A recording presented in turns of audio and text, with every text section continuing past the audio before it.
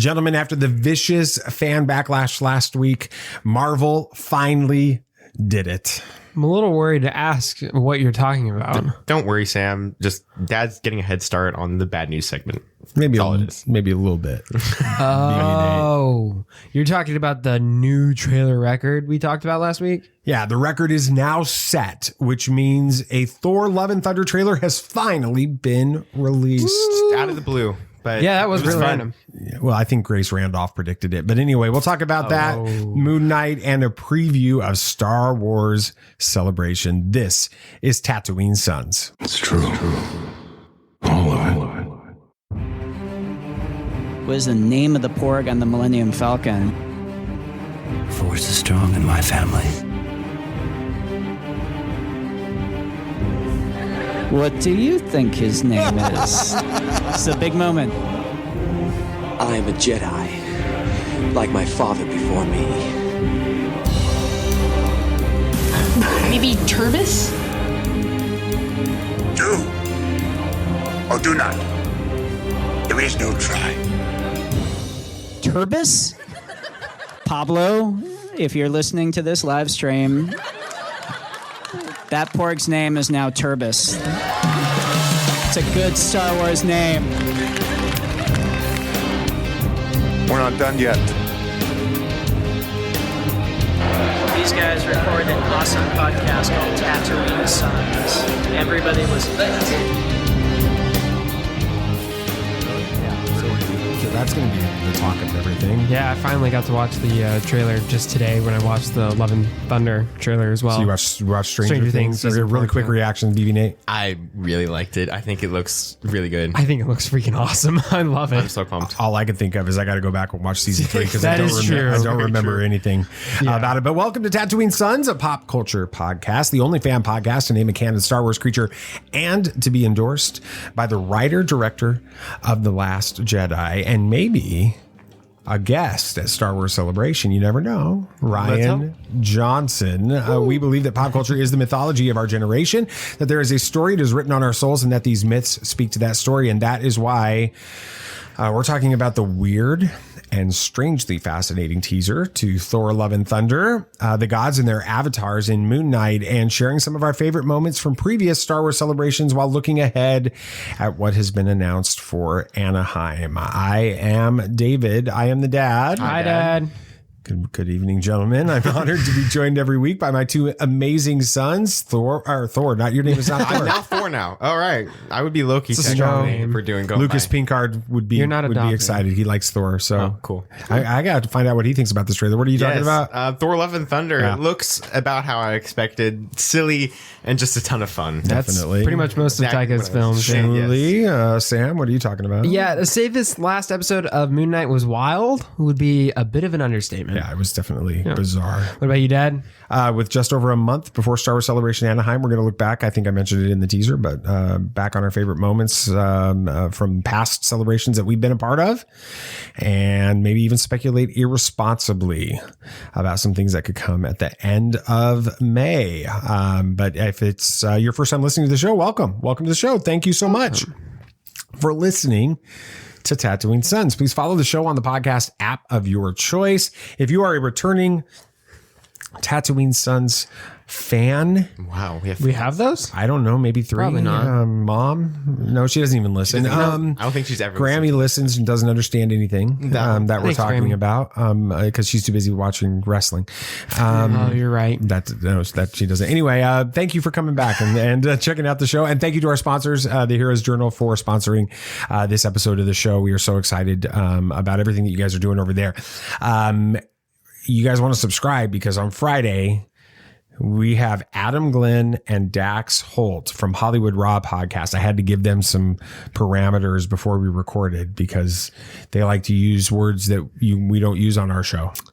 And I'm Gotcha. like, that's probably not going to work on this, but they were cool about it. They have both worked for TMZ. They've interviewed Oprah Winfrey, The Rock. Like the Michael they Bay just movie? No, I don't think you can interview in a movie, Nate. But I mean, like, just Shaquille O'Neal. Dang. Oh, wow. Chris Kattan was on their podcast last week, and they were just like throwing stuff like that out. It was like, That's crazy. And now I'm interviewing you guys. Okay, Right. It was fun. But one of them completely. You okay over there, Sam? He's a little. I'm just a little choked up. Okay, yeah. One of them completely stepped in their, like, lost their pop culture cred. What did they do? They asked if Batman and Robin, the movie, the Batman and Robin movie, was a DC movie or a Marvel movie.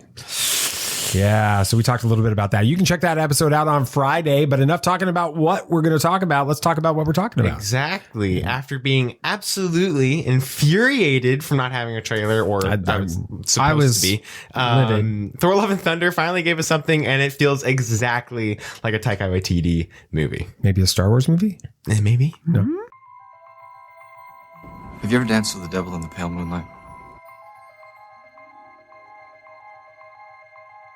Yeah, I can fly.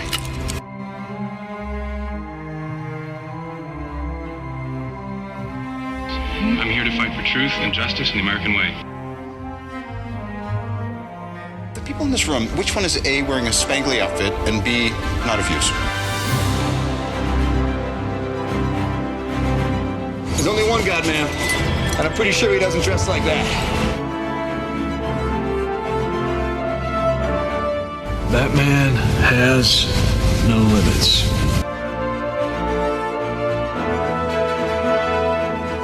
So many positive things about the Guardians of the Galaxy ride at Epcot now, and yeah, I'm super excited. Whenever we get to ride it, I'm sure it will be great. But yeah, it was a lot easier to do these things when we lived 20 minutes away. This is true. Right. So. I think we're going to wait until Tron that opens. and Tron opens so we can do all the 3 new rides in one trip. Like, we don't have to wait for all the other rides. We could just wait for those and then do the other rides that we want to. It's a lot that'll cheaper. be fun. That'll be a blast. All right, trailer rating on 1 to 10 exercise montages, because everybody's convinced we'll get one, and I'm super excited about it. I'm going to go first, because if you're going to throw in Fat Thor, Yes. Bro Thor, Yeah. and working out, Was he like wearing a Pizza Hut hat? He was wearing it was like the Strongest Avenger, the classic Avengers logo, and it said I'm going to give it a size 48.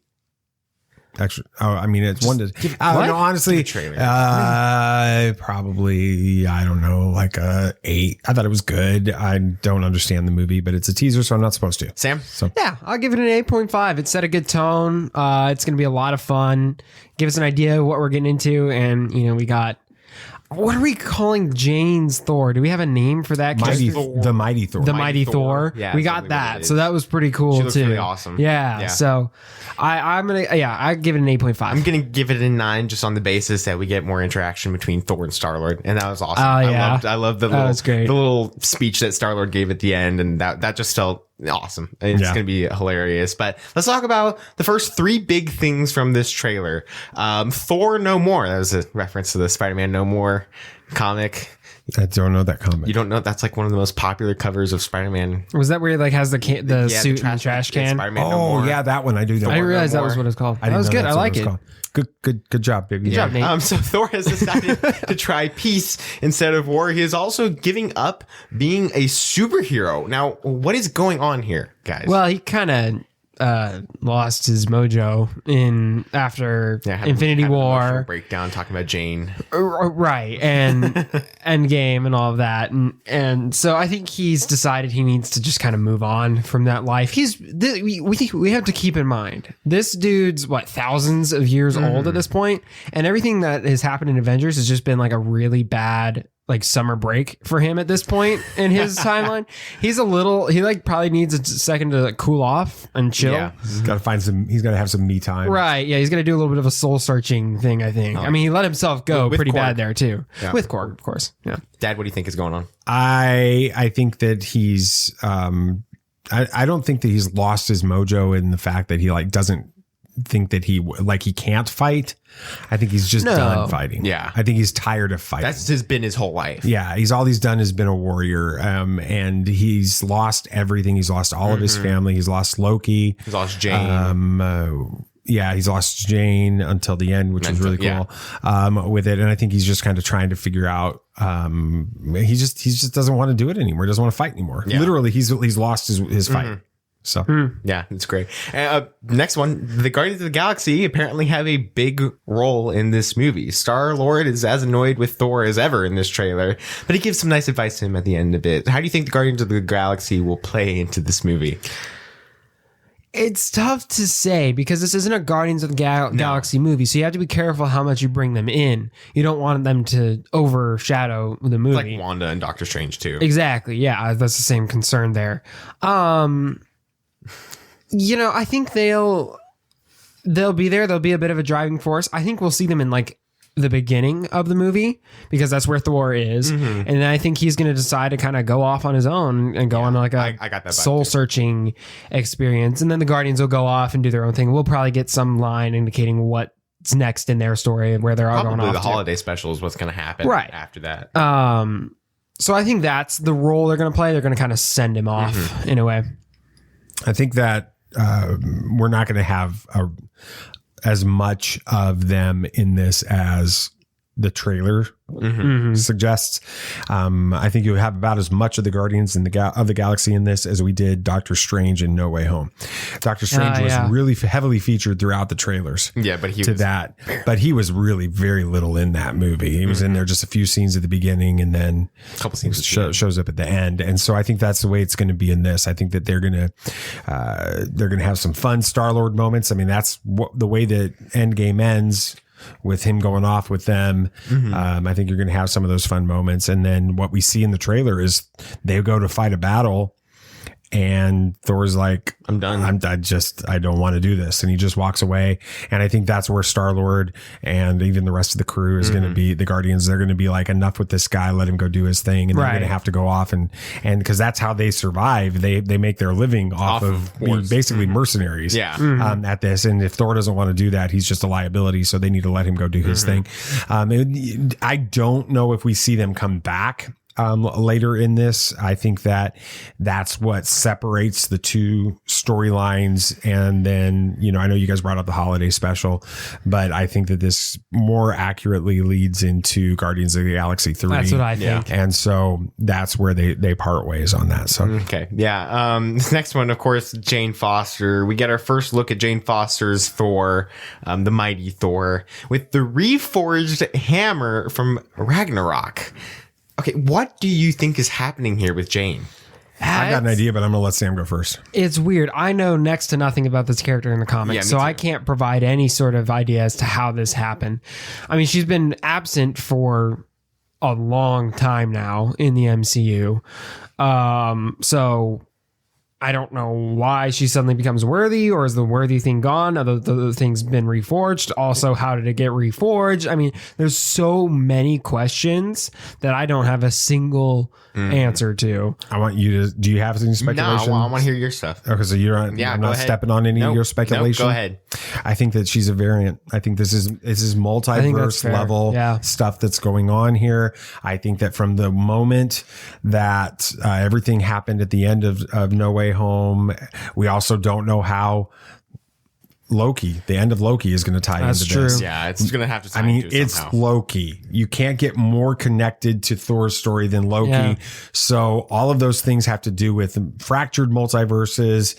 And I think that she is a variant that's come through some kind of a crack in the multiverse. And I think that she's probably not even going to know who Thor is. I think so. And I think it's going to be a sort of a Gamora, Star-Lord type thing. Yeah. And I think that she's the warrior that's going to come to save the day. And this is probably, you got a couple of different ways this could end.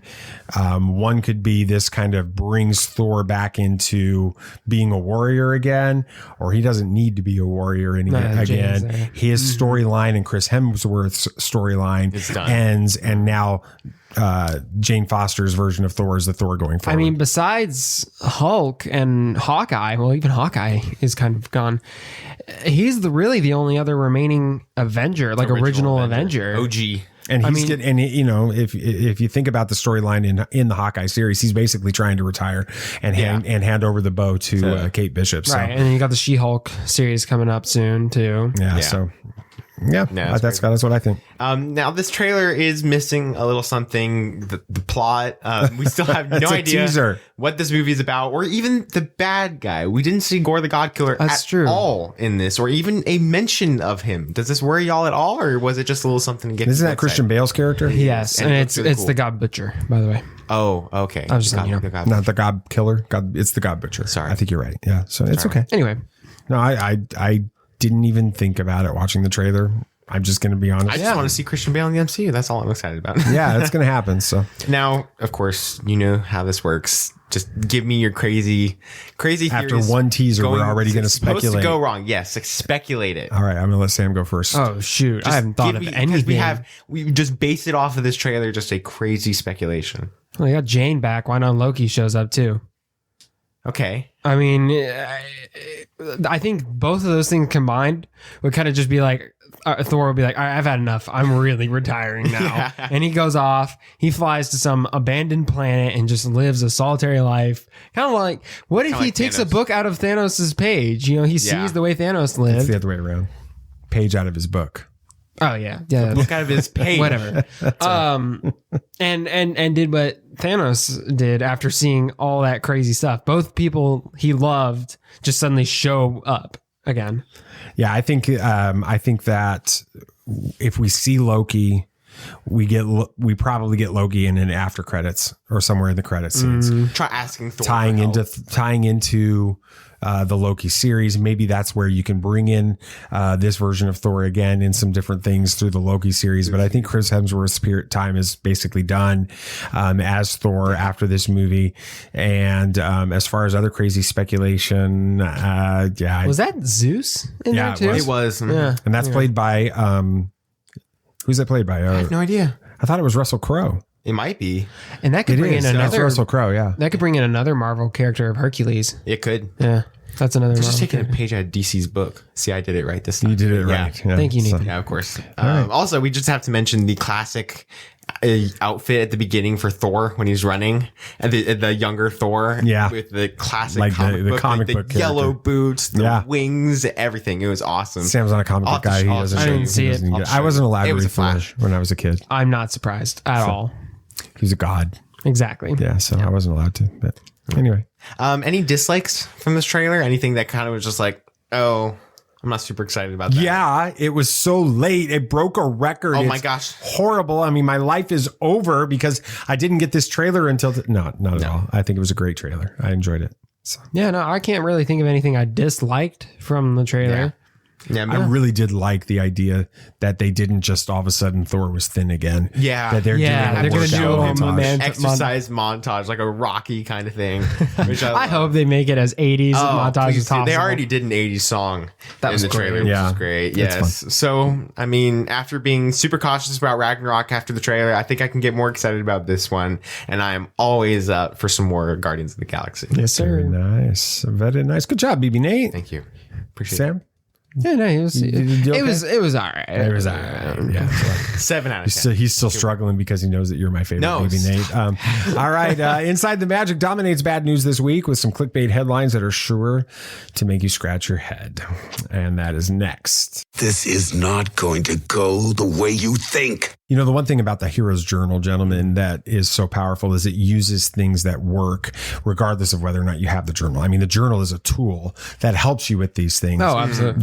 But the reason this tool works is it helps you focus and do things in a way that have been proven over, thousands of years to be effective tools. BB Nate, we were talking right before we were recording tonight about how you're using trying to use the journal pretty regularly on it. And of course, we talked about you're not really doing a quest and you're not even using the journal, specifically as it lays out.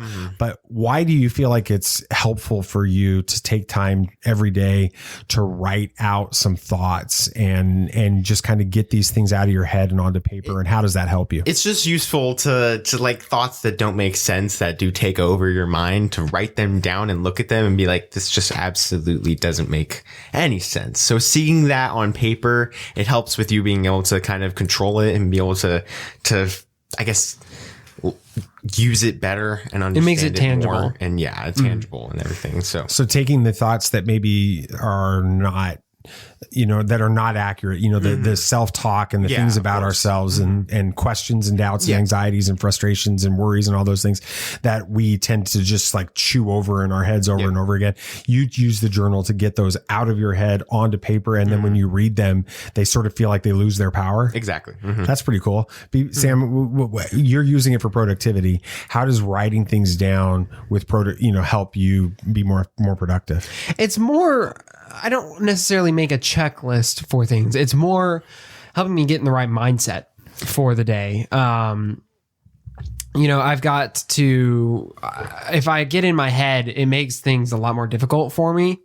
So being able to assess, okay, what's going to make things difficult for me today, and writing that down and then writing down solutions for that helps me.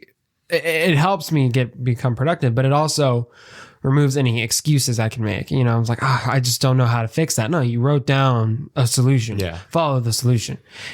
So things like that kind of help me get in the right mindset for productivity. Yeah. So there's power in the words that we speak to ourselves. There's powers in the words that we say to ourselves and we say to others, but there's also power in writing down these words. Yeah. And they either they add power to the good things that we're wanting to accomplish, or in your case, they take the power out of the words, and the frustration. I love that. It's, this is why tools like the Hero's Journal are so effective and helpful, guys. It's easier to slay these dragons too when you're not on your own, when you're in a fellowship with others that are trying to do this. And we want to invite you to join our fellowship. You can go to theheroesjournal.co/pages/Tatooine Sons.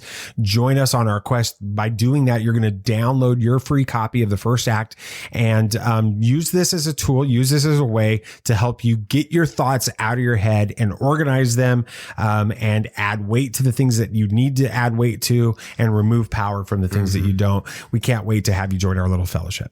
Well, you want the bad news or the really bad news? Fans cancel racist Star Wars character and are happy Anakin Skywalker killed Tuskens. I'm sorry? Yeah. So, first of all, there's no racist character being canceled by any fans. It's just an article from Inside the Magic recapping a toxic take from a YouTuber that gets way too much credibility. Mike Zero? No, Star Wars Theory posted a video last week with a tongue-in-cheek opinion on Padme Amidala's reaction to Anakin's slaughter of the Tuskens in Attack of the Clones. The take is stirred up even further because of Padme's horrified reaction to Anakin's turn to the dark side, which resulted in his killing of the younglings in the Jedi Temple. So Star Wars Theory concludes that the only reason she consoles Anakin after he kills the Tuskens and pushes him away after he kills the younglings is because she's racist. Well, he was kind of kidding, right? He was, but that's not the way the headline reads. Okay, I was just making sure. 100% clickbait. Yeah, everything about this article and really the video itself, the way that he titled it, is just about generating clicks. And so that is classic clickbait. So I'm giving that a clickbait level of 10. Yeah, it makes sense. Oscar Isaac won't be a Marvel superhero anymore. Now we're going to talk about the plot points, this headline, about this headline later. But this headline from Inside the Magic teases that essentially because Khonshu sacrificed himself to help Mark, and Layla stop Arthur Harrow from finding Amit, it means that Mark will no longer have the powers of Moon Knight. Unfortunately, this headline seems to be teasing something much more spectacular than the story in the series is suggesting. So don't worry, Oscar Isaac isn't leaving the MCU. Yeah, this one gets a clickbait level of 9. He still has 3 episodes left in an MCU series, so he's not leaving the MCU before the show is over. That's crazy. But this next one, you already talked about Thor: Love and Thunder. Yes, I did. Chris Hemsworth may replace Chris Pratt in Thor: Love and Thunder. And then Chris Evans is going to replace them all. Yes. Whoa. Then Chris Pine's going to come in and play a new character. Whoa. I'm confused. Okay, anyway. The final headline from Inside the Magic is just bizarre. It's clearly designed to create confusion about Chris Hemsworth and Chris Pratt's roles in Thor: Love and Thunder, but it has nothing to do with the actors, if you wouldn't be surprised. It's about the name of a toy from the film that lists Thor as a Ravager, implying that he becomes part of the pirate gang featured in the Guardians of the Galaxy films. Simply thinking through the headline would cause most to rethink what is being suggested, but Inside the Magic is hoping for the click and nothing more. That's true. It's a clickbait level of 9. That was bad news from Inside the Magic. A lot surprised of it. Good job. All right, guys. I think we have to keep moving. Yeah. Go, Sam. That's you. And just as we get to see Moon Knight in action, he seems to be gone just as quickly. So how does the lunar hero come back? Also, why are gods on everybody's minds lately? We'll talk about those questions and more from the latest episode of Moon Knight next. Be on your guard. There are older and fouler things than orcs in the deep places of the world. All right, then, keep your secrets. You're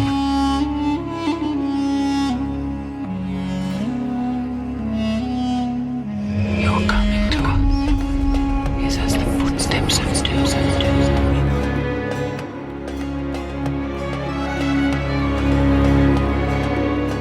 There are many magic rings in this world, Bilbo Baggins, and none of them should be used lightly.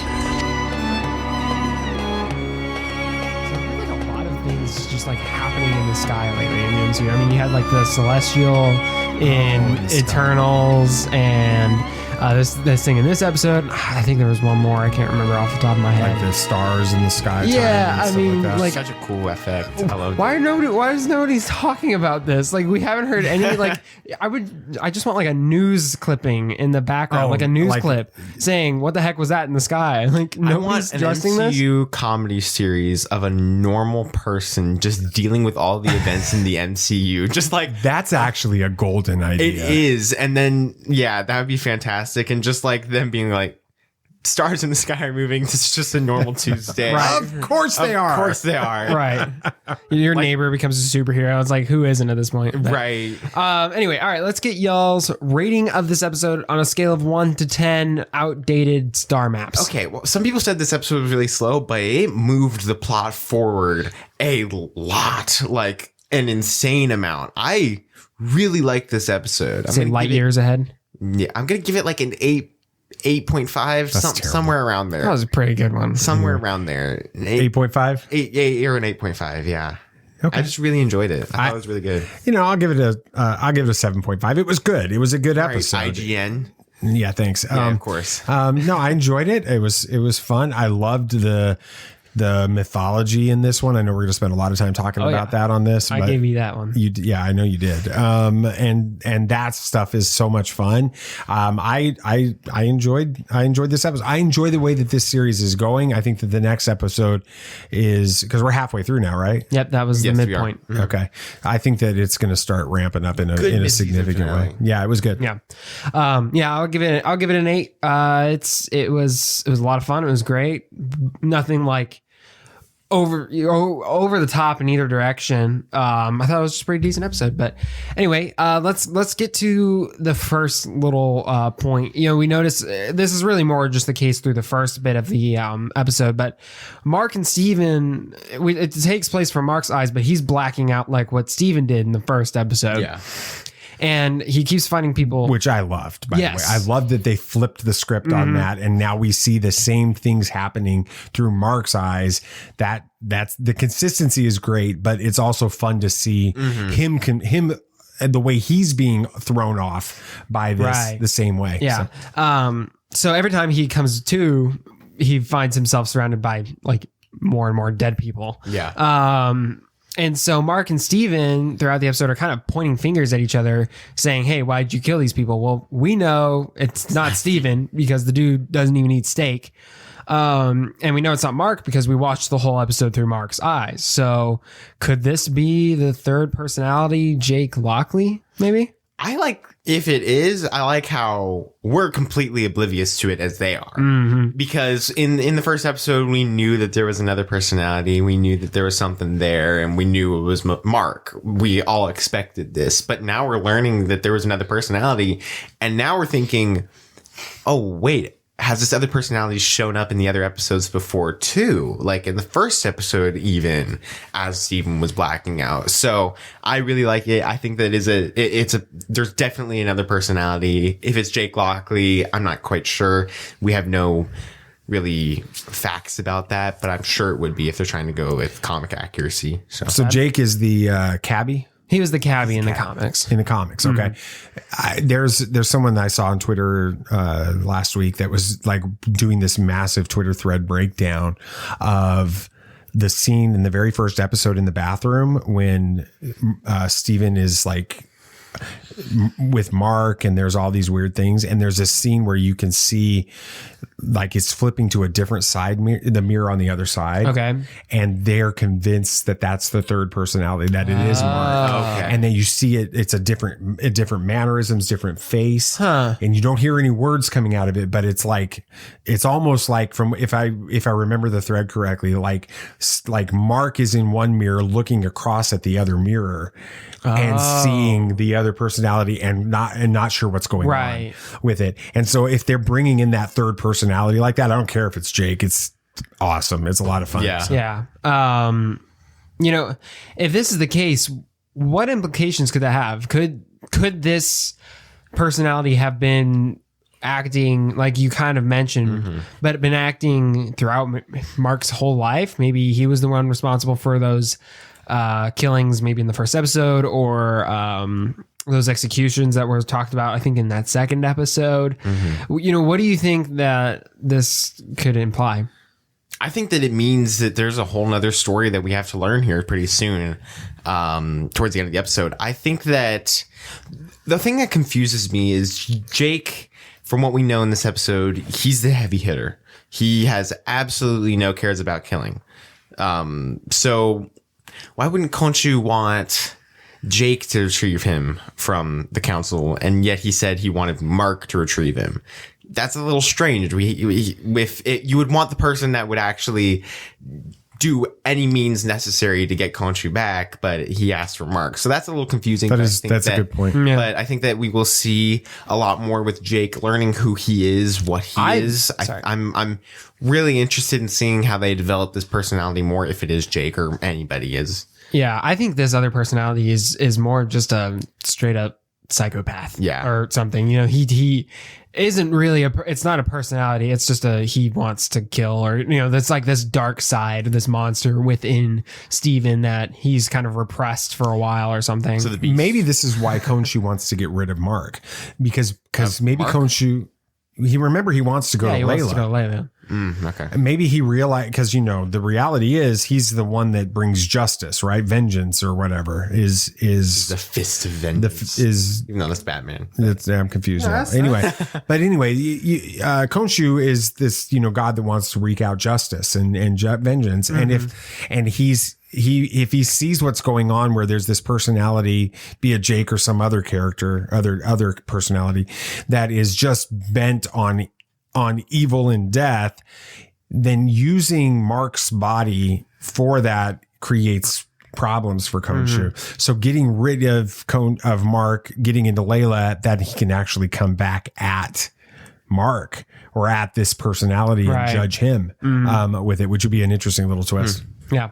Now, one big point is that there's this council, right? You know, that's kind of towards the beginning of the middle of this episode, where all of these Egyptian gods are summoned together, whatever, through their avatars. Their avatars meet, and then their gods speak to one another through the avatars.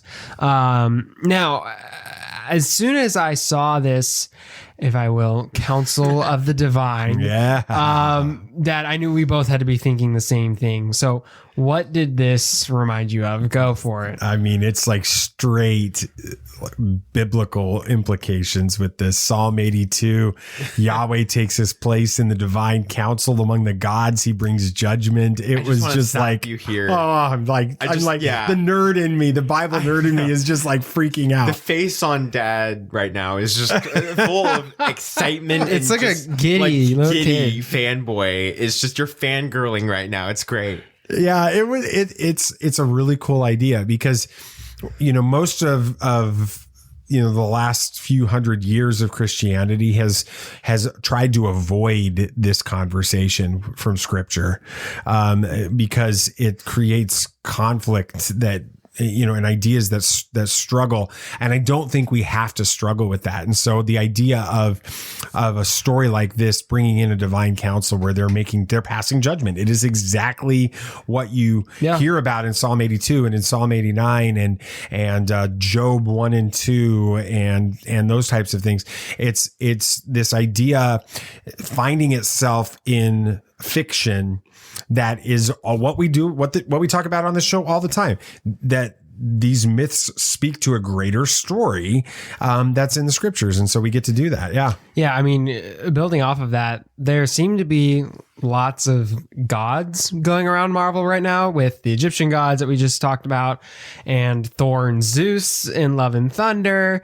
Do you think maybe like all this comes together later on? Like they have the Clash of the Titans, gods meeting up or something? I don't know. I think that would be really cool to see. I really do think that. And with Hercules having a possibility of showing up too, that'd be really awesome. I'm excited to see what they do with this because the DC fan in me is excited because the gods and Egyptian gods, even with Dr. Fate and everything, are the biggest part of DC on that side. You have the old gods and the new gods with Darkseid and the High Father and all that stuff. And so it's really exciting to see Marvel bringing this in, and I'm super excited to see what they do with this later on in the storyline. They're trying to set up this grander scale for Marvel. It was really the first phase, the first, not phase, but the first saga, the Infinity Saga, was all very compressed to Earth. And now they're just full on going to other multiverses, to other planets for whole movies. Everything is just expanding now. So I'm super excited to see what they do with this whole thing. Yeah, I don't know where they're going to go with this, but I do think that the reason that these stories are part of this is because the idea of the supernatural can no longer be contained in Iron Man built a cool suit, and Hulk is got gamma radiation and those types of things. The story, if it's going to continue to be as epic as it's been and what they want it to be, you have to start bringing in gods and you have to start bringing in the supernatural in a bigger way. And that's what's going on in this right now. Yeah. Why do you think gods are so prevalent in stories right now? I think that we want to understand. It's hard for me to verbalize this sometimes. We want to understand why life is the way that it is. And so, we've spent all of recorded history looking into the heavens, looking into the stars at night, and saying this can't be all that there is to life. And so the solution is there's gods, there's these supernatural beings, there's all of these things going on. And that's the story that's written on our heart. And so we gravitate towards more than just Thor and Loki. It's not just the god of mischief and the god of thunder. This is why Eternals was so disappointing to me, because they had the opportunity to tell some of these stories. They had an opportunity in the Marvel, as we talked about then, in Marvel Comics. The Celestials and Eternals and all of those creatures were how they told the creation story, how humanity came into existence. And then they just totally botched that in the Eternals movie. And so I think that we're still trying to figure those things out in Marvel and the cinematic universe. But I think that that's where the story has to go. There has to be a reason for all of this to be happening. Yeah. And another big thing that happened in this episode, I think we kind of talked about it in the bad news, but there's no more Moon Knight. Or at least no more. Good one. But at the end of the episode, Khonshu turns back the heavens. It's like thousands of years, so they can be able to read this map. And obviously, the gods were not a fan of that because he also made an eclipse earlier that day. So they imprison him in stone, which means Mark doesn't have the suit. He doesn't have these powers anymore. What does Mark do now? Does he go find the tomb of Amit and finish or complete the story, or does he go and save Khonshu so he's protected and able to better find the tomb and stuff? I don't think he's worried about being protected. I think that he understands how absolutely devastating this can be if Amit is freed, and he's going after that. And that's where Mark Spector becomes a heroic character. At this point, he's had cool powers up to this point. He's got skills. Now he becomes somebody that can really make a huge difference, and he's doing it as Mark Spector. So I love that idea. I think that we do see more Mark in this next episode, but then again, I do know that Mark will go save Khonshu because he was told to. Stephen was told to by Khonshu. So I think that might be what the next episode's about, saving Khonshu, more than anything. Maybe using the goddess of love. I think that was one of on the council. And she was the one that was she was helping him. Right. So I think that he'll use her to help him out. So I think that's what this next episode is going to be about more than anything. Maybe Arthur unleashes that chaos now that he knows everything about Amit now, and that's what the episode 5 and 6 is about, him putting it back with Khonshu, and I think that actually would be really cool. Yeah. So you think we're going to see more Moon Knight though, right? Yeah, absolutely. You don't have a show called Moon Knight. There's already I think the mid-season promo has already come out, and we have more Moon Knight. So okay, yeah, absolutely. And you kind of talked about what you think's happening in this next episode, but Dad, what do you think we see in this next episode? I think we see a lot more confusion on Mark's part, and I think that it transitions to this third entity, this third identity with it. So episodes 1 and 2, it was confusion with Stephen transitioning in the second episode to Mark taking over the body. Last episode, it was Mark's story transitioning in this next episode to this third entity taking over the body. And then in the last one, you've got this third entity taking over in the last 2 episodes, leading to the big finale with Moon Knight. That's what I think. Yeah, that's good. I think this is a good time for a dad moment. I am your father. It's kind of a weird idea to grab hold of, and I know we've already kind of I've already taken us down weird paths, but anyway, the human beings in this being filled with the spirits of the gods is actually an idea that goes all the way back to biblical times. I know we discussed it briefly in last week's episode, but this week it was front and center, and the concept isn't exactly the same in the Bible, but there are definitely some similarities. The major difference between the gods of the nation surrounding Israel in scripture and then Yahweh, the one true God, was that the pagan gods were displayed through idols of stone and gold and silver and wood, which we kind of see this happening to some extent with Khonshu being contained in that idol, while Yahweh's image is actually seen in the biblical story. Yahweh's image is seen in every human being alive, and this is a really powerful idea. The God of the Bible is too big to be defined by a single idol or a single image. He is displayed in every human who has ever lived, male, female, using the divisions in the Bible, Jew, Gentile, slave, free, all of them display God in their own unique way, or a different facet. It's like a diamond where the more you turn the diamond, the more angles you see and differences you see. And it's because God is infinite, and every human has a role in displaying him to the world. And when we understand this, we begin to understand that every human has tremendous value. And that's an important thing. Good dad moment. I like it. Thanks. I'm glad. Well, we've passed the halfway mark for Moon Knight at this point, and it's quite the wild ride so far. Now, I'll say that for me, this show keeps me wanting more, and I can't wait to see what comes in tomorrow's episode. Yeah. Good job. Good job, Shmuley. Thank you. Appreciate it. All right. We're going to talk a little bit about some movies. Right? Yeah. Is that that's the plan. Yeah. There are 3 new movies releasing this coming weekend. One of them looks great for little kids. One of them you probably never even heard about. And then the last one is just really weird. At last we will reveal ourselves to the Jedi. At last we will have revenge. Lots of new releases this weekend. The first one is The Bad Guys. After a long time, a lifetime of pulling legendary heists, 5 notorious bad guys, Mr. Wolf, Mr. Snake, Mr. Piranha, Mr. Shark, and Miss Tarantula attempt That's very different. Attempt their most challenging job yet, going good. The director is Pierre Perifel. The cast is Sam Rockwell, Mark Maron, and you know who Sam Rockwell is, don't you? Yeah, he was in Hammer. Yeah, Justin Hammer. Yes. The studio is Universal, and Awkwafina is Marvel too. Yes, she is. Wow. She is. It is rated PG That's a for good movie. action and rude humor. Going yes or no? No. I mean, it looks like fun. It looks cute, but we're kind of getting to that point where If you were like 7, we'd go. Yes, yeah. So if you've got little kids, take them. It looks good. The animation looks really cool. And it honestly looks kind of funny. It does, yes. It's not we'll probably just wait till it hits We've streaming or aged something. out of it. All right. Yes, this next one, The Northman.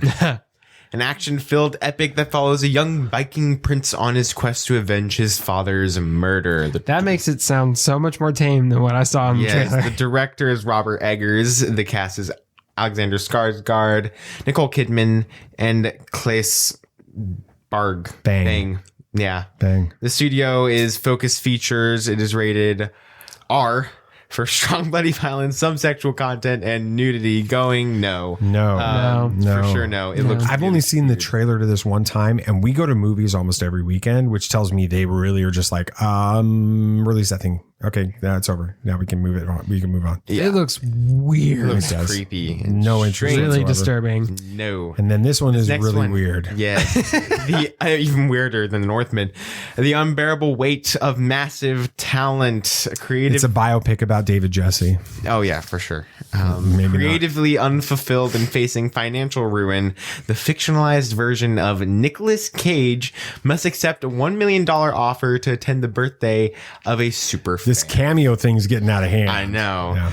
When things take a wildly dangerous turn, Cage is forced to live up to his own legend, channeling his most iconic and beloved on-screen characters in order to save himself and his loved ones. With a career built for this very moment, the Academy Award-winning actor must take on the role of a lifetime himself. He won an Academy Award for what? Best actor. In what? I think it was Leaving Las Vegas, I think is what it was. Yeah. Yes. I need to watch more Nick Cage movies because Not I've that literally only seen National Treasure. Really? Yeah. Yeah, I don't think I've seen any other Nick Cage movie. Oh, You man. can watch Ghost Rider. No, the director no. is Tom Gormican. I guess that's a good way of saying it. The cast is Nicolas Cage. Wait, playing Nick Cage Nicolas is in this movie? And Pedro Pascal, the Mandalorian. This is the way. The studio is Lionsgate and is rated R for language throughout, some sexual references, drug use, and violence. Going yes or no? Don't tell mom, but I think we're going Saturday night. She's out of town. So, no, I mean, obviously we choose our movies differently than Yes. like the R movie before The Northman, full of sexual content and nudity and stuff like that. Not going to happen. We've heard bad words before. We don't use bad words. We don't struggle with those. So we're probably not going to have a problem hearing Nicolas Cage and Pedro Pascal curse a blue streak. So we'll probably be fine. So we'll watch that movie. Watching the trailers, we think this looks weird, but it looks like a lot of fun. It looks like And with the ratings right now, it's getting almost 100 from the critics. That's incredible. That's insane. Yep. Yes. For trailers this week, we have we have one really strange one and another one that I know Savannah will want to see. The first one, Crimes of the Future. I watched the trailer. I still don't know what it's even about. It was a teaser, but it looked like a film festival version of Minority Report. I don't know. Not even that. I don't know what it was. I'm so confused. I watched the trailer. Aragorn. Yeah, I watched the trailer and I was just like, my jaw was dropped because of how I'm going to find weird who it their was. publicity is done for. Okay. And this is my mission now. You know those little, those blurbs when movies come out where they have the critics and the reviewers and stuff? A film festival Minority Report. Tatooine, Nathan Jesse, Tatooine Sons of Pop Culture podcast, a film festival version of Minority Report. This is my mission. I don't even know if it's that though, because I just saw some guy in a tank and it's called Crimes of the Future. And I'm like, I guess that's what it's supposed to be. I mean, if you think about it, I can see where you're going with I want to watch this trailer and now. then they had a weird guy with pig ears and getting his eyes and mouth sewn. And I was like, okay, no, I'm good. I stood there. I saw that as the thumbnail of one of the versions of the trailer. Right. And I sat there for a good 5 minutes wondering, do I really want to watch this trailer? I just decided to though. This next one. That's awesome. I'm sorry, Sammy. It's called Press Play. That's okay. Savannah doesn't listen to the show anyway. That's true. And then I'll get a text from her. Hey, I'm listening to it Hey. right now. But it is a chick flick. Not a rom-com even. It is strict rom-dram. And it's these two lovers who make a mixtape of their favorite songs. And eventually the chick's listening to the mixtape and finds out that after her lover, I'm not sure if they're husband or wife, or I don't know. I didn't get that vibe from the trailer, but he died. And listening to each of the songs allows her to go back in time to the time they first heard the song. So her mission is to either spend that time with him as much as she can or try to save him from dying. I'm sorry, Sam, you're going to have to watch that with your girlfriend. But Danny Glover's in it, and he's a fun actor. That's great. So He was better in Lethal Weapon. All right. He was probably better. That was a great movie. Lethal Weapon. I need to watch Lethal Weapon still. The box office results this weekend. Fantastic Beasts: The Secrets of Dumbledore makes a lackluster 43 million domestic and a fine worldwide premiere for 193 million But worldwide. it's the lowest Harry box Potter. office take in the history of all the Harry Potter franchises. Really? Harry Potter, one of the biggest franchises, and it has a.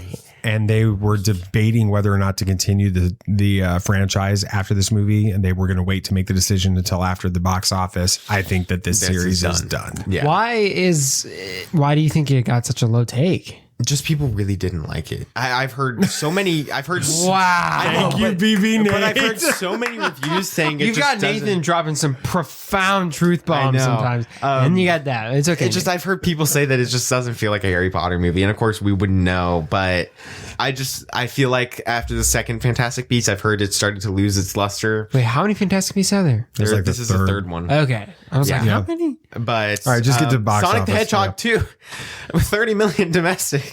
Wow, That's incredible. 231 million worldwide. It is. How is it staying so strong? And The Lost City, which mom and dad absolutely adored, with 6.5 million domestic, 88 million worldwide. That movie was dumb. There was no chemistry at all between Sandra Bullock and Channing Tatum, and the storyline was dumb. We were making fun. You know the old guys on the Muppets? Okay. We were literally doing that the whole movie. Well, and I'm sure we annoyed the people in the theater with I'm glad I us. saw a better movie than that.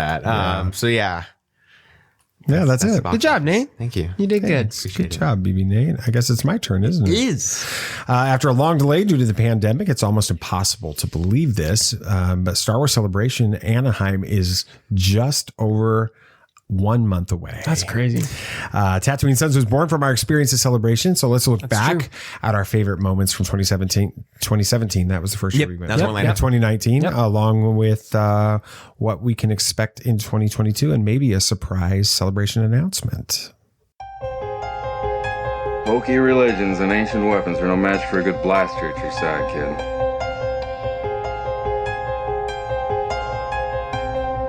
Rebellions are built on hope. Force is with me, and I am with the Force.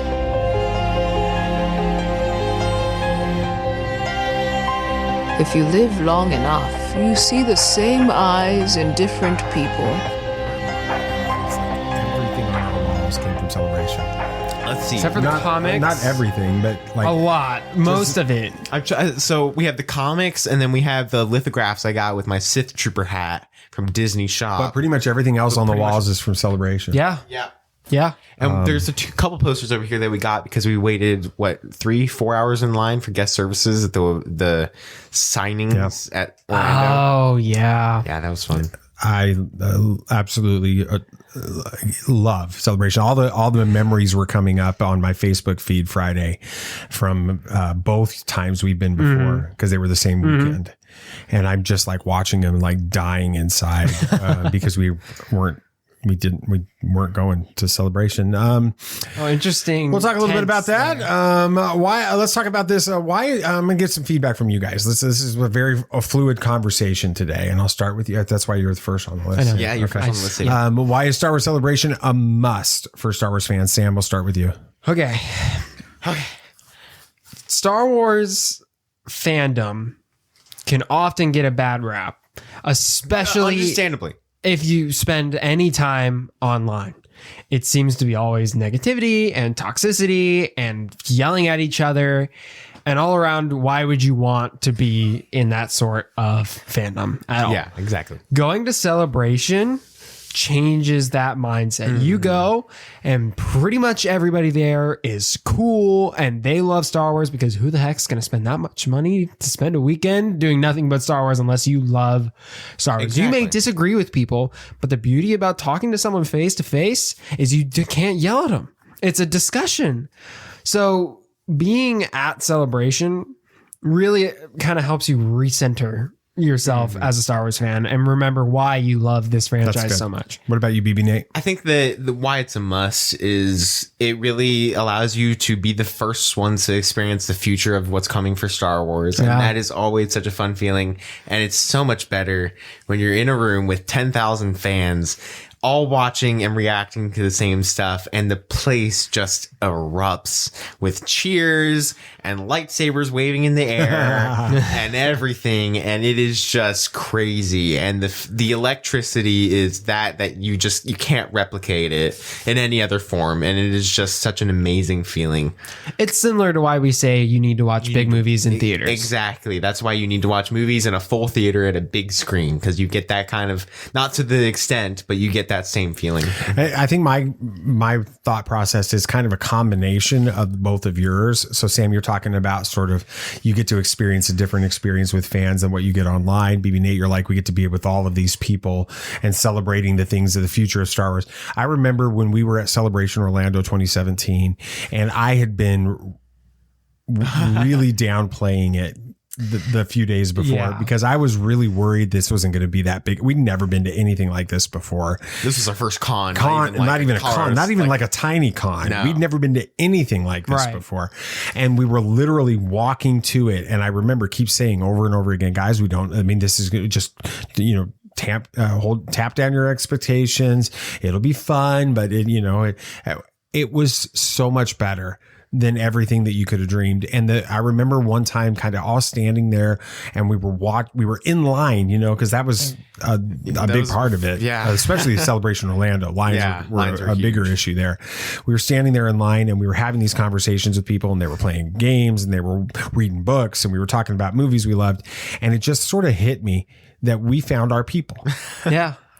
We found the people that we love to hang around. And of course, if you're listening to this show and you found us within the last, year or so, then we love Star Wars. But those of you that have been around since we've launched this podcast or the early days, that Star Wars is our thing. Right. The other things we love Marvel, we love DC. BB Nate is a massive Batman fan. I think we all can know that.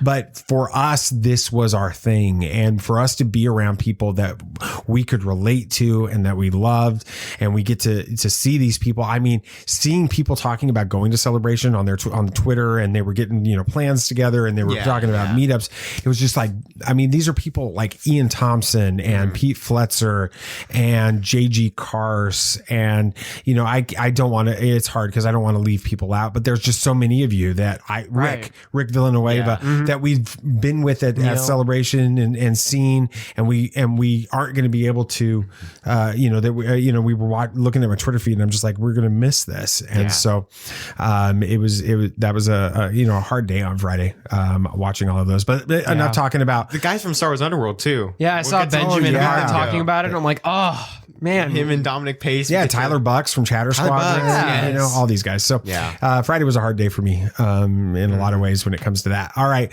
let's move into something a little bit less melancholy here. Favorite Star Wars Celebration memories. Our memories from being at Celebration. We'll start with Orlando. BB Nate, what was your favorite memory from Orlando? I don't know. There was just so much there that was so awesome, but I don't know. Honestly, me being such a huge Rebels guy, it had to be the Rebels panel. And seeing the first episode of season 4, the final season, it was I look back on it now and I'm heartbroken that the series is over. But I remember the excitement of seeing that and the excitement of just learning about it and being like, what has gotten me into Star Wars, I'm able to see now. I'm able to be with the people that respect and love this show as much as I do. And it was really an awesome experience to have that happen. And I'll never forget seeing that first episode. Yeah. I kind of have 2 from Orlando. Favorite moment. No, it said favorite memories. Okay. All right. So leave me alone. I'll briefly summarize this because I've said this on the podcast multiple times, but the Star Wars Underworld Dominic Pace, looking back now, is a very fun memory. If you don't know, basically Dominic Pace stood me up for not Dominic Pace, excuse me, Dominic Jones. Dominic Pace is Gecko. Yeah, we didn't know that. He's going to be at Celebration Anaheim too. Really? In Gecko costume. Oh, nice. Cool. That's cool. We got to get a picture from somebody, right? Yeah.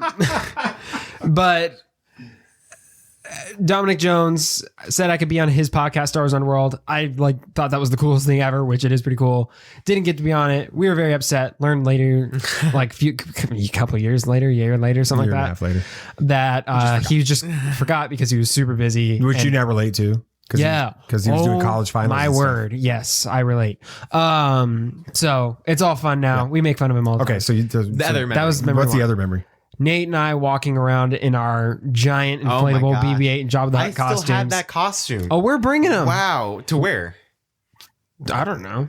Well, we'll talk about that a little bit. All right. But, people just reacting to us and just loving. I mean, how do you miss a giant BB-8 and Jabba the Hutt just walking around the convention center? I mean, I think I know what Dad's memory is going to be, though. Oh yeah. Oh, for sure. I'm pretty sure. Go ahead. I got a couple of them. You got a couple. Okay, go ahead. Walking through the show floor and getting a picture with you guys and Dave Filoni was that was pretty cool. I will never forget. That's so surreal. I mean, for us, for you guys, that's almost a George Lucas moment. Oh, for sure. I mean, you got into Star Wars with George Lucas's original trilogy. We got into it with Dave Filoni's Star Wars Rebels. That's insane to think about. And we got him without his hat. And that's a rare picture. I know. So it's like one of 3 pictures I've ever seen. No, I'm kidding. So that was a highlight. The 40 years of 3PO panel. Yep.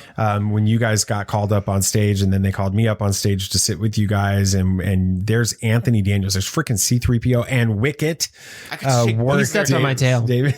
That's right. Talking to you guys and I'm sitting there on stage just like I have no words. It was pretty awesome. I can't tell you the nerves. I walked out of that panel and I stopped clenching my teeth and my teeth hurt because it was for the whole panel. I was so hot even though I was in like an AC costume. I was burning up. I was just so nervous being on that stage, but it was so cool. It was awesome. All right, let's switch over to Chicago, 2019. Very different experience. Very.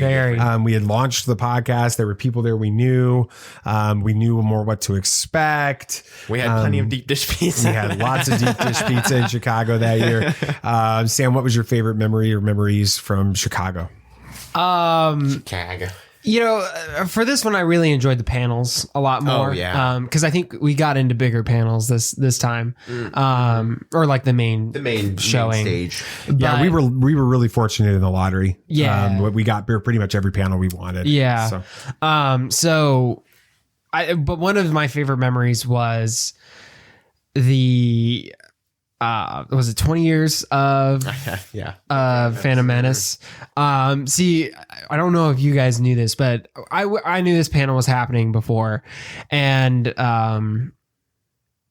for like a few months beforehand, I was listening to the Weird Al Yankovic's The Saga Begins I knew all this was gonna the be your time. moment. Yes. Really hoping that it would happen at Celebration. I was hoping Weird Al would be there. I was too. He wasn't. But right before the panel started, the DJ started playing it. He was like, y'all know what time it is, He started playing it, and you had, how many people were in that about 4,000 Star Wars fans all singing it to the top of their lungs with their lightsabers in the air and stuff. And it was just a really cool fan they moment. turned off all the lights in the stadium and just had the lightsabers lighting it up, and it was just such an awesome experience. I've got that video still on my phone from 3 years ago. That was a really neat moment. I'm gonna have to share that on Twitter. Definitely coming up soon. Favorite memory, man, there's a lot, but for me, it was just the people. Yeah, for sure. We had been building up this podcast, building these relationships. People were listening to our show, and you get that meetup that we did at the Deep Dish Pizza place, and JG and Rick and LJ Souter was there, and Arnold Fitt was there. That had stumbled upon JJ Abrams and the crew in Jordan and got pictures with them, and we had interviewed him. And did you mention Rick and his son? Yeah, I mentioned Rick, but Isaac, his son, were there. Neil Lowry was there for it, and we're just all kind of hanging out, and it was like it really is. It's those relationships that have really made this podcast is just a massive time drain and money drain if it's not for the people that listen to this show. The relationship that we have built through this is obviously the most important thing from it, but then the relationship with listeners with it, and to be able to interact with those people, and for people like when we were standing there talking to Matt Martin, and this lady sees the Make Turbis Cannon stickers on our poster tube, and she's like, oh my gosh, where did you get that sticker? And so I start handing, she's like, do you know what that Make Turbis Cannon thing is all? And she starts telling us the Make Turbis Cannon thing, right? And Matt Martin, who we're just having a conversation, which think about how crazy that is. We're like standing there just having casual conversation with Matt Martin, and he's like looks at her, and he goes, that these are the Turbis people, right?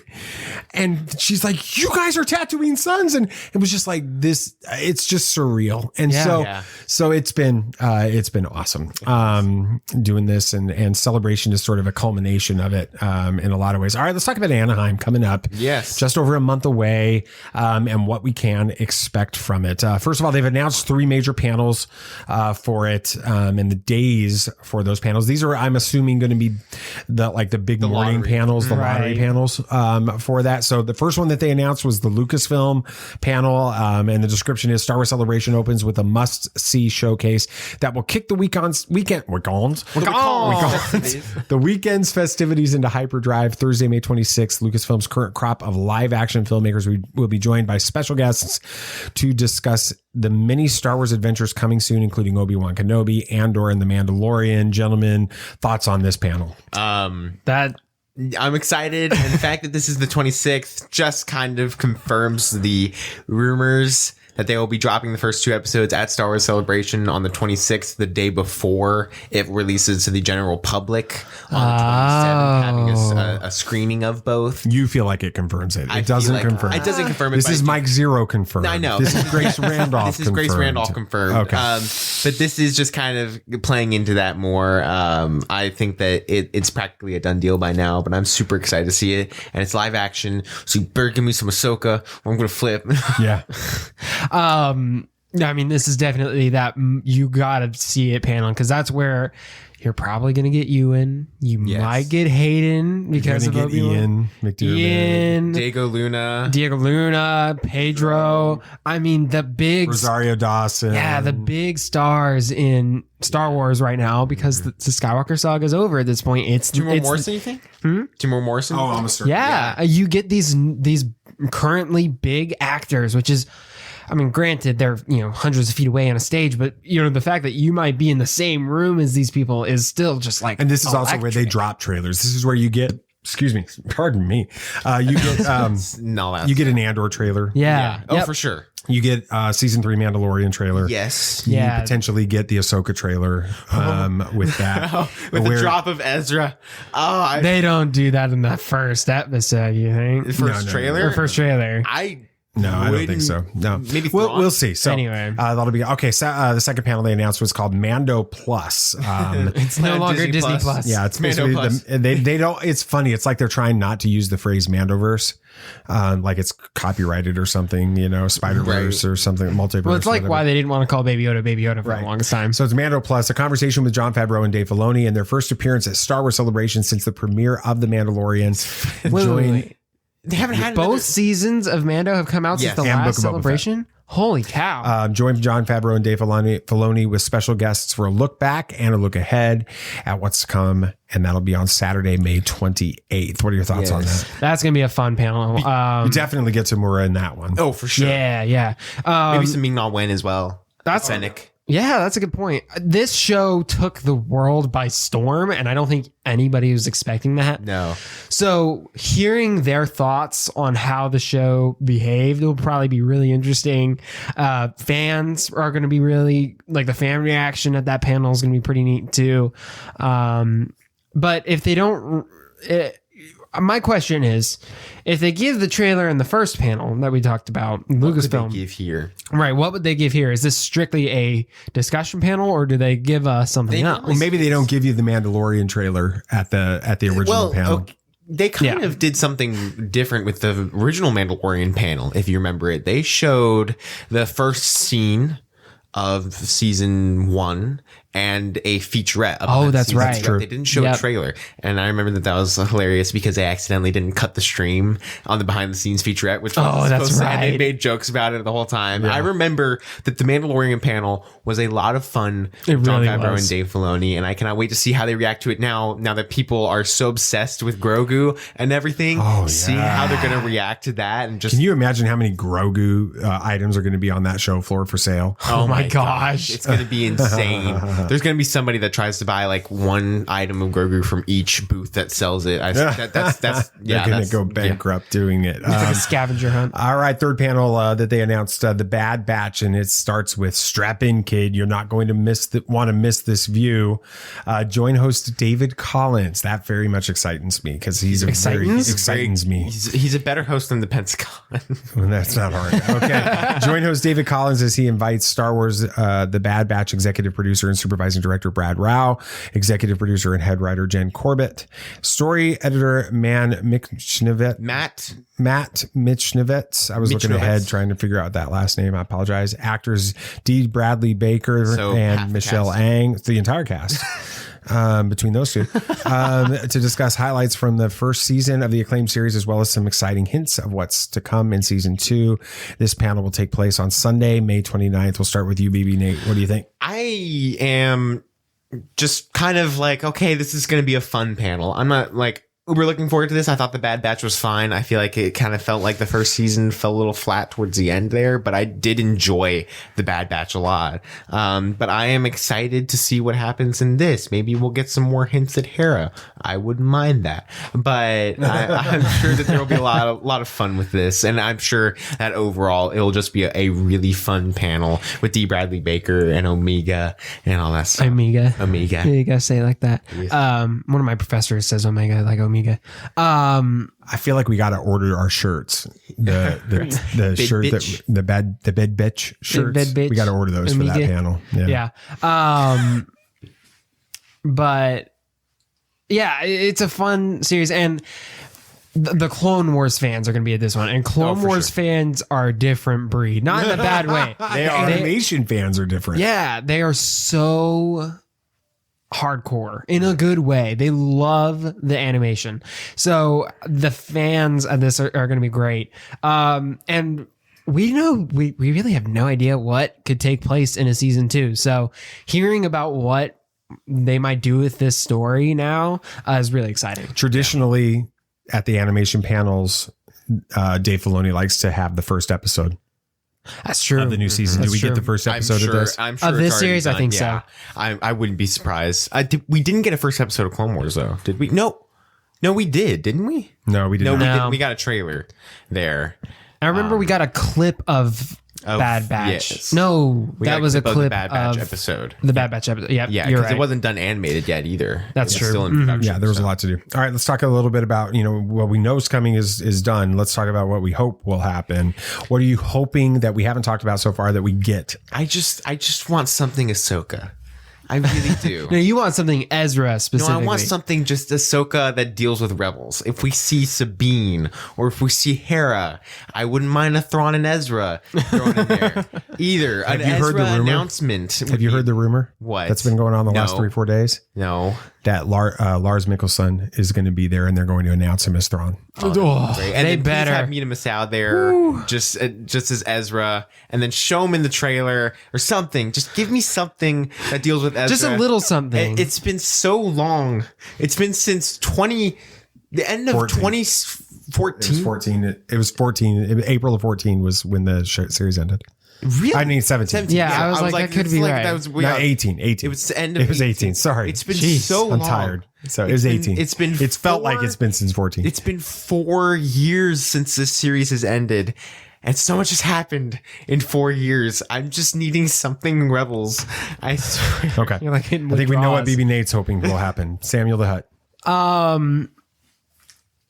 I want more game announcements. Fallen Order. Fallen maybe Order. The Ubisoft Star Wars game reveal. Yeah, something like that. But also, I hope Hayden is there. Yes. And I hope that he gets the same fan reception that As Ahmed Bested. Which, based on the internet reactions to him being casted as Vader and Anakin again in Obi-Wan and Ahsoka respectively, I think that if he does make an appearance, that'll be the case. So you know how they had a panel, I think they had a panel with Hayden and Ian McDermott at 2017 yeah. Orlando, yeah. Didn't have any reveals, but it was a super fun panel. Please have a Hayden and Ewan panel. Yes. Just them talking about their experience on Kenobi, about their experience. I'm going to be honest with you. If they trilogy. have that becomes the top of my list. Right. That's like, Honestly. that's an insanely fun panel where they just get to geek out and have fun reminiscing about their experiences and looking forward to the future of what's to come. That would be such an amazing panel. Those Have two Warwick came. moderate it. Yes. Oh my gosh. Those two became pretty close They did. among filming. I think if I remember whatever. Extremely close. They really grew close. So hearing that kind of reunion would be pretty neat. You Dad? Did I take your biggest hope? No. There's one big hope. I do think that Friday is the day that they haven't announced the big panel for. No. With that yet. So I think BB Nate that you could be getting your Ahsoka stuff there, or you could be getting some Kenobi stuff. I don't think that the reason I hold back on the Kenobi panel. They do, but it's not one of the major. It's not the big panels. If you're doing Kenobi, then it's tied into the Lucasfilm panel on Thursday because they're bringing in Ewan for that and all that. So I think that's it. I think we could do an Ahsoka panel on Friday. Dave, Rosario, Ashley Eckstein brought in. Maybe she's moderating it. That would be so cool. That would be fun. And by the way, Lucasfilm, you can take that idea and run with it and not even give me credit for it. It's fine. Just, send the check. No. But to see Hayden on stage too, because then you can be, because he's going to be in it. Hayden, Rosario, they're close friends. They went to acting school together and stuff. So all of that would be fun. My heart's hope, which I'm not confident it's going to happen. Solo 2. No. Oh, that'd be awesome. My heart's hope is that at the Lucasfilm live action panel, that somewhere during that, Mr. Ryan Johnson comes out on stage and they announce the trilogy. His trilogy is in production or getting ready to go into production or something. And he talks, and I think that it's a gutsy move if they do it. Really gutsy. But I would hope that that's not going to happen. But I hope that will happen. I just hope he's there. That's all I hope for. Well, so I can thank him that Turbis happened. Yeah, for sure. I guess it's we've teased it and kind of it's the Sam cat. Let's just be let honest, the cat out of the bag. Sammy, I was cool. You let this slip up too, Dad. I was. So did you a second ago. Today, we were given the privilege and the honor of we were not coming to Celebration. We had given up our tickets when it was delayed before because we didn't know what life was going to be like and where we were even going to be living, and all of those things were going on. And through the pandemic, we just weren't sure if we were going to be able to go. And so we didn't get tickets when they went for sale. And today we were actually presented media passes to be a part of a Star Wars Celebration. So we booked hotel and flights. Literally, they were late recording this episode today because we were debating how to make this happen and whether or not we could pull it off. And we pulled the trigger on it and wanted to do that before we recorded. So we're so excited to get to go. What are your thoughts on it? I mean, I haven't let myself really get excited about this celebration because I thought I wasn't going to be able to go. I didn't know what was happening at it. I tried to really avoid any information on it. It's one of the reasons we haven't talked about it on the show because I just didn't want to. Right. It was depressing to me. It is really sad because we have such fond memories there. And now my only wish is that I had time to get a Mando costume before. What about you, BB Nate? I'm just excited to go back. I think that since 2019, I have matured so much more in this podcast and everything. So it's going to be a lot more fun going back now with having that. And I'm just super excited to just experience it now. I'm excited to see you guys. I know if you're listening to this right now, that's such I don't think they understand how surreal that is for us though, to meet somebody who says that they're a fan of ours because, or even just a listener fan feels like it's silly for us to say. But. I mean, you get my point because we don't think we're anything. No. That is really all that worth listening to. You know, we are still the people who, if we saw a podcast that we looked up to, you know, in 2017, we'd freak out. So it's such a surreal experience, but we love meeting listeners. Did you hear that Dan Z is going to be a moderator? I did. Celebration. Really? It's awesome. That's so cool. You know, my hope is that a dream of mine has been to sit down and have a cup of coffee with Dan Z. Coffee with Kenobi. I'm going to reach out to Dan and see if we can make that happen. Oh, wait, no, he's already had an interview with you, hasn't he? Dan Z. Oh, I don't know. I think he has. I don't know. So, but wouldn't it be cool if he had a coffee with Kenobi? It's just surreal. Yes. Star Wars Celebration Anaheim, honestly, it's going to be very different than the last several before it because of the fact that we don't have like a movie trailer and coming out, a movie coming out this fall or this Christmas time and everything else. But no matter what, it's like it's going to be a once in a lifetime experience that we've been honored to have twice before, and we can't wait to do it again. And it's hard to move on from that, but we will. Anything else you guys want to talk about? Anything else? Yeah, the MCU actually wanted a Tobey Maguire Spider-Man cameo 13 years before No Way Home. Golly. In the original Incredible Hulk movie. The Edward Norton version. Okay. That was a weird period of the MCU. Yeah, it was weird. It was. I wasn't sure what it was yet. Yes, the greatest superhero movie is now available to stream on HBO Max. The Batman is officially available to stream and buy on digital if you want to. Its physical release is releasing at the in the middle of May, I think. But you can go watch that now if you got 3 hours to spare. But if I had 3 hours to spare, I'd go watch it. You'd watch it right now. Of course. He doesn't. James Gunn shares why he's not interested in directing Star Wars right now. He's too busy on Peacemaker and other series. No, he's too busy on Guardians. He's like, I'm doing I'm trying to finish a Guardians of the Galaxy trilogy right now. I'm busy, is what he said. Yeah, he has That's fair. He has Holiday Special, and then he has Guardians 3 to deal with right now. And then he has the other DC shows he's working on. Yeah, he has a lot to do. Yeah.